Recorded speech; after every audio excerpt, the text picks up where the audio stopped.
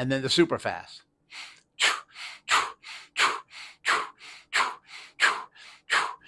Hey, it's Dr. Perry from Stop Chasing Pain. Thank you so much for tuning into the video. We're going to go over one of my favorite breathing exercises slash resets that I first discovered when I began to study Qi Gong. You're going to see me break down a lot of the anatomy and the physiology that comes into play when you do this and why it can make you feel so much better. With that, let's move right on in. All right, let's take a moment to look at some of the body real estate you will be influencing when you do that breathing movement. Okay, this is a graphic of an anterior front view of the body. And what you'll notice here is this kind of yellow orange thing here. That is your thoracic diaphragm.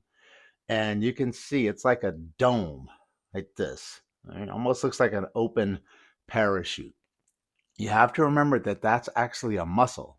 So it contracts when you inhale. So whenever you breathe in, this muscle contracts and the dome actually flattens down a little bit and it pushes pressure down this way. And the organs underneath it push down towards this hammock at the bottom. That's called your pelvic floor muscles.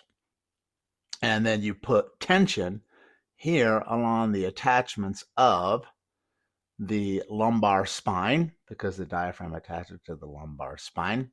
And also it's going to attach underneath here to the organs that are there. Okay, so the organs that sit up underneath here, your liver on this is the right side, has ligaments that attach to the diaphragm. And on this side, you have your left side, you have your spleen that sits over here. And that's also going to attach to the diaphragm. So it increases pressure here in this container, right here. This container increases pressure. The organs move down. Now, the opposite's going to happen when you exhale. So when you exhale, it's going to do the opposite. This muscle now comes up and relaxes more. You decrease pressure, and then the organs move up like this. And if you think about that, what does that seem like? It's a pressure pump. So inhale down, exhale up, inhale down, exhale up. And that change in pressure, when you do that, moves these organs a lot and moves the fluid that's in here. Right? So when you have excess tension in that region, you can have a decrease in the amount of motion that you get here. All right. It's also important that all the systems of the body work together. We tell you that. So you get a ton of tension. Let me draw a line here. You get a ton of tension right here in the center of the abdomen. Now, if you go back and you look at some of the prior videos that I've had, most recent one, I talk about 2 points of fascia, which is connective tissue that you work. One is on the front. So it's going to go from your right shoulder across the body to the inside of the opposite thigh. And then it's going to do the same thing here. And what I want you to notice is where they intersect in this middle. This is the big tension point of connective tissue and fascia that sits right there. So whenever you hold a lot of tension, you don't get good movement in the things underneath there, right? So when we're going to put our fingers are going to go in that sweet spot. Now, where does that sweet spot actually reside? Well, you'll see when I demonstrate it on myself in a moment, you've got the bottom of the rib cage here.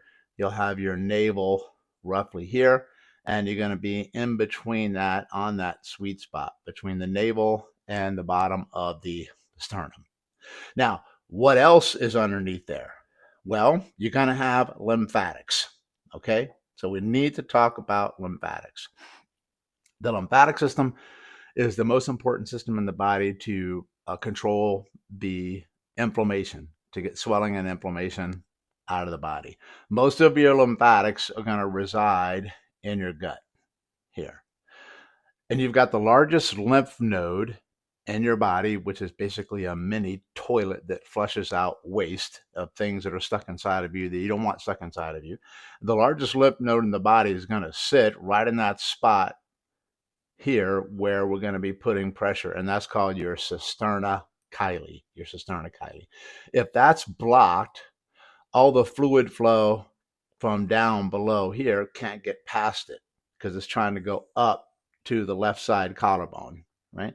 And this here will give you stuck lymphatics, right? So now let's talk about blood flow. Down in here, you've got blood flow out, and that's called your abdominal aorta. So your aorta comes down, it's going to split off right at the navel to go down into the legs and what they call the common iliac right here. Right? But in this region, when you get tightness or tension, this is where all the blood flow goes to those primary organs, particularly your liver on the right and your spleen on the left. Okay, big players. So we're going to influence that when we press in here. Now that's red, so that's blood flow going out. And then what you're going to have now is the blood flow coming back. And that's the veins. So the veins are going to bring stuff back up because it's aiming towards what?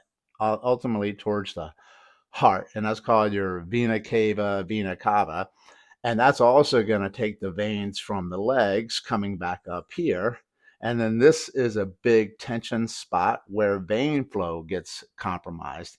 You're also going to influence, when you do this breathing move, the portal vein. The portal vein is going to take the vein flow from this abdomen and organs to send it into the liver so the liver can purify anything that's in there and take all the muck and the bad stuff. All right. So you're going to influence the vena cava there and the vein flow. Last but not least, you're going to have some nerves in there. We're going to make those yellow. Okay? The nerves that sit up underneath here, you got a ton of them. But I'm going to mention a few, what they call ganglia or plexi. That's just a fancy word for gathering of nerves that come together in a central place. Below the angle of the rib cage, so I'm just going to draw the angle of the rib cage here. And hopefully you'll be able to see that in yellow. Okay, actually, you know what? Let me make that purple. Right, that's the angle of the rib cage right there. Right? Now, sitting below there, you're going to have a plexus. You're going to have, some people call it your solar plexus. It's otherwise known as your celiac plexus. And it's also called your abdominal brain because this communicates directly with the brain through what's called your vagus nerve. And some of you may know that one. That's the most powerful nerve in the body to control inflammation as part of your parasympathetic nervous system so you can heal, recover, and regenerate. And then below that, you're going to have, don't worry about the name, it's called the superior mesenteric plexus. Superior just means higher. Mesenteric is just a term for the tissues in here, and plexus is that gathering of nerves. That's also going to communicate with the vagus nerve. Below that, you're going to have your inferior mesenteric. So why? Because it sits below the superior. Now, these nerves can become compromised when you have the excess tension in that region from that fascia being tight. It can also be because the vein flow is compromised, the artery flow is compromised, and the lymph flow is compromised. And people say, what compromises it? It's an easy answer. LIFE. You're alive on this planet. Life. It happens. So when we go in here and then we pump this region, when I show you how to breathe, you're going to just put pressure right here, in and out, different paces, different speeds, what we call cadences, right? Exploring around. And I think you're going to notice a huge difference in how you feel. Okay. So there's just a little summary of everything going on in here that looks, hey man, all I'm doing is pressing in that one spot. What in the world can it do? Well, one, you're going to influence all of those. And then two, when you do that, you can absolutely change your life.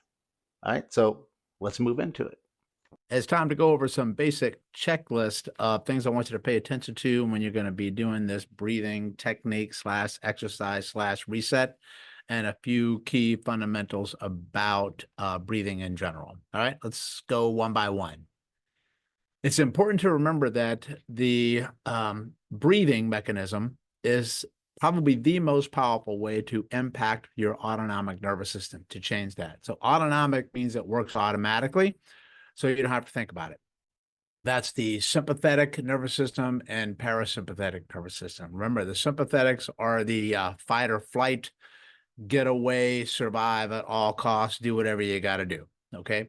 Then you've got the opposite of that, which are the parasympathetics, and that's where you can relax, recover, heal, regenerate, and you need a balance between the two.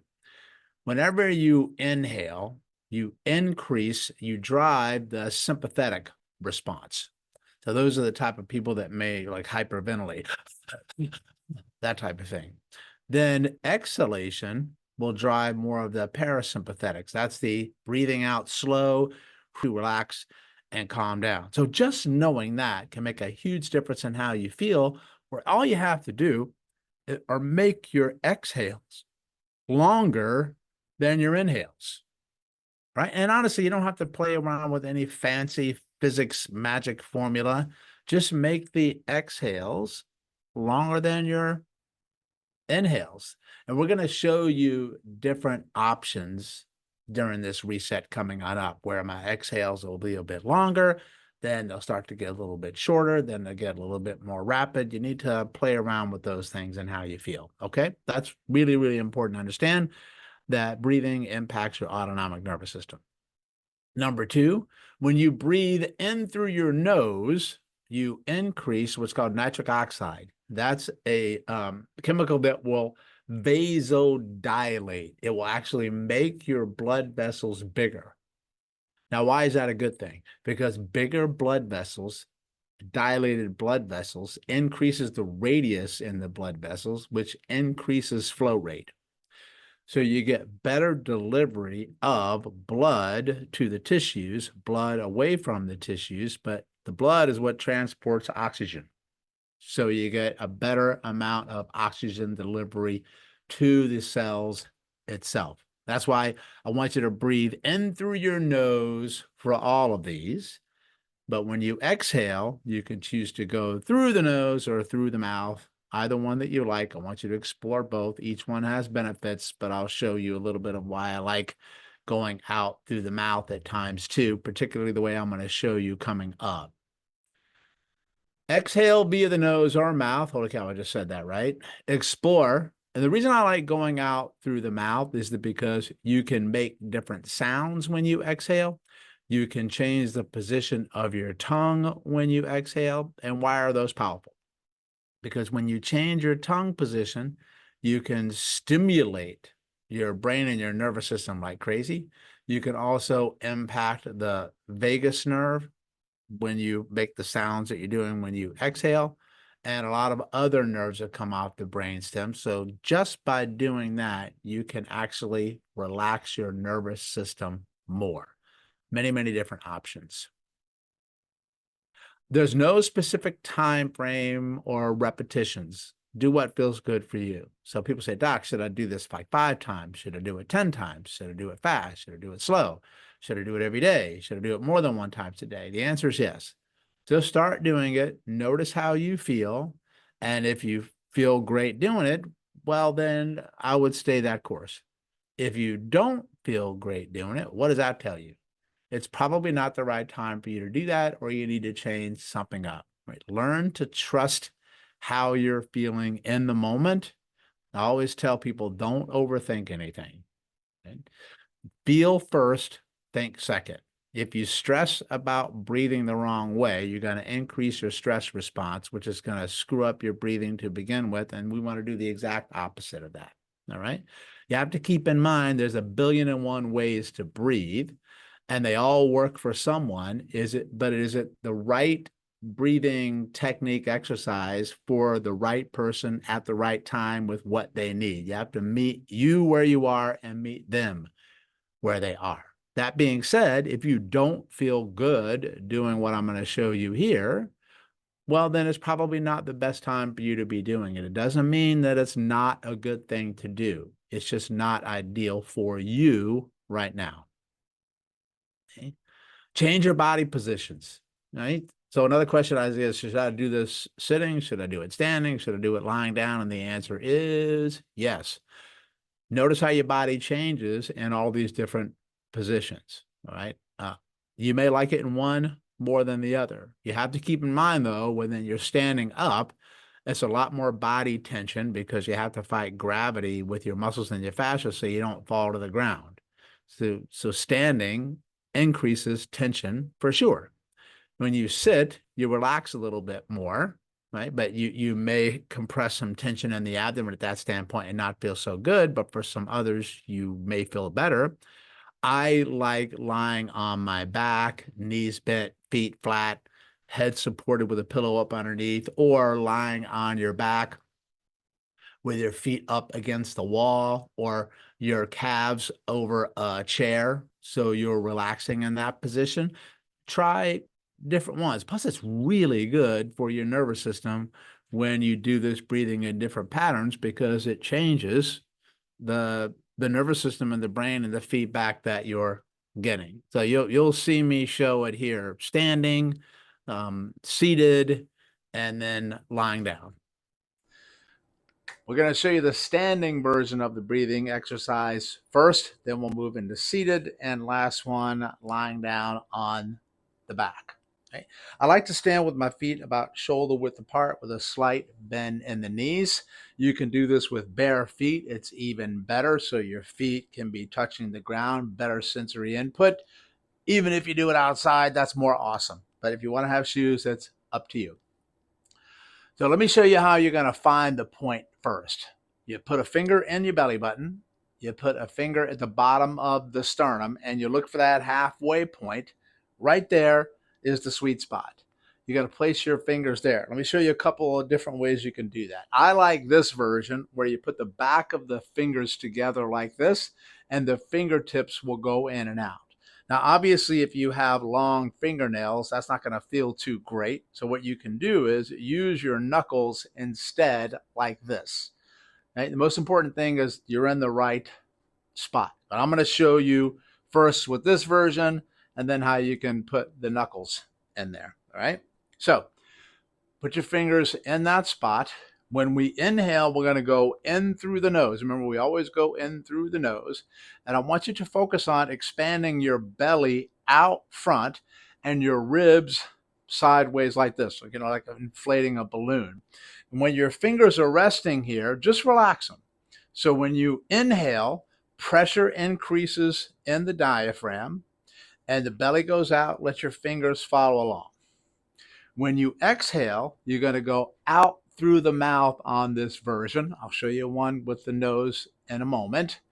And then the pressure here decreases and you'll start to relax in this region. That's when you're going to press your fingers in nice and deep. So as you're exhaling, the fingers follow down and in on the exhale. And remember, make your exhales long in the beginning.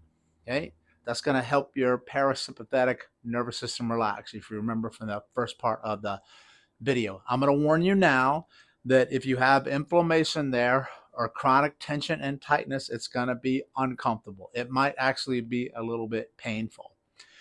It should ease up the more you do this. If it does not ease up, the more you do this, I want you to stop and don't do it anymore. Okay? But go in easy, but do not be surprised if it's much more tender than you expect it to be. So I'm going to show you a few examples here. All right, so I'm going to get set, find that sweet spot between the navel and the bottom of the sternum. Fingers go in, inhale through the nose, expand the belly, exhale, sink the fingers straight back and in. Then when you inhale again, relax the fingers. They come out, exhale. Again, in, out. I'm going to do one more. In, out. Now, if you want to do the nose, it's the exact same thing, but mouth closed. In through the nose, out through the nose. Watch.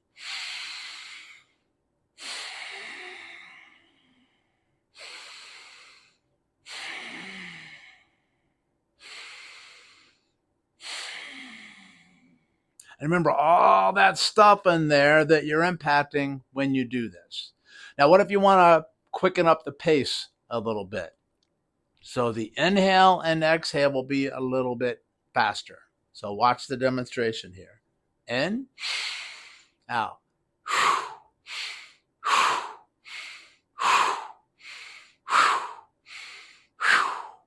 So you have to do practice on this to get that timing down, to get your fingers in there when you're exhaling.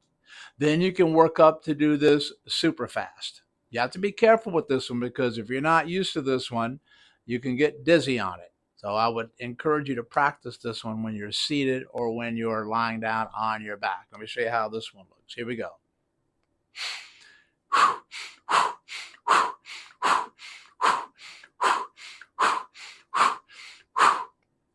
Now you can intermix those together, do a few slow, do a few medium, do a few fast, okay?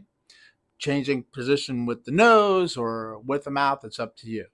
Now, what if you want to do the knuckle one like this? This is how that looks. Here we go. In, out.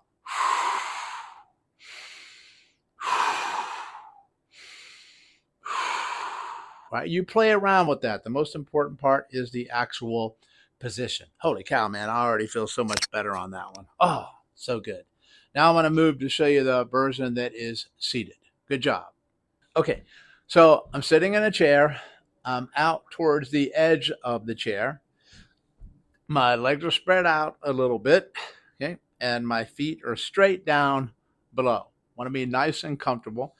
Nice tall spine when you're doing this. Don't slump in your chair like that to do it. Okay, so I'm nice and tall. That's the same thing that I showed you standing up. Find the spot, bottom of the sternum. There's the navel. It goes right here. In, out. So remember, expand the belly forward and sideways. In.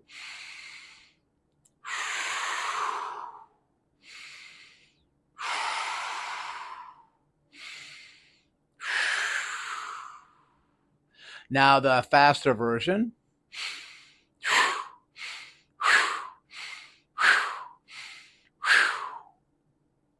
And then the super fast.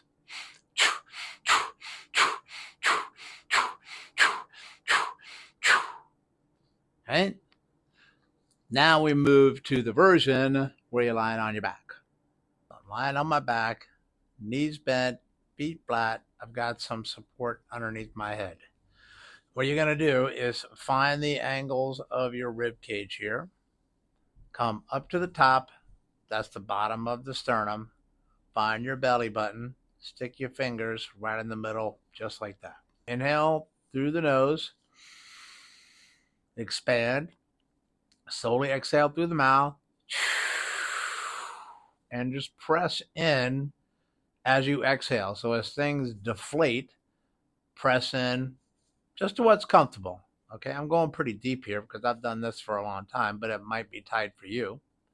Then what you're going to do is inhale again and relax your finger pressure. Expand. Exhale out. Go in, out, in, out. Go nice and easy. Then when you get comfortable, you can make it go faster with a faster pace. In, out, in, out.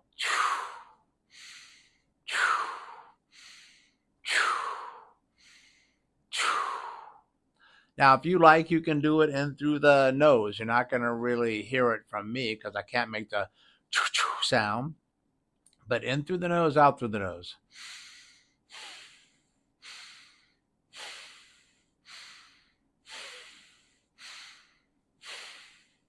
Like that. All right. The more practice you get, the faster you can go to where it goes super fast. But you have to be careful here because you can get very lightheaded and dizzy when you first start this one. Okay, that's another reason to be lying down. So watch the pace now. And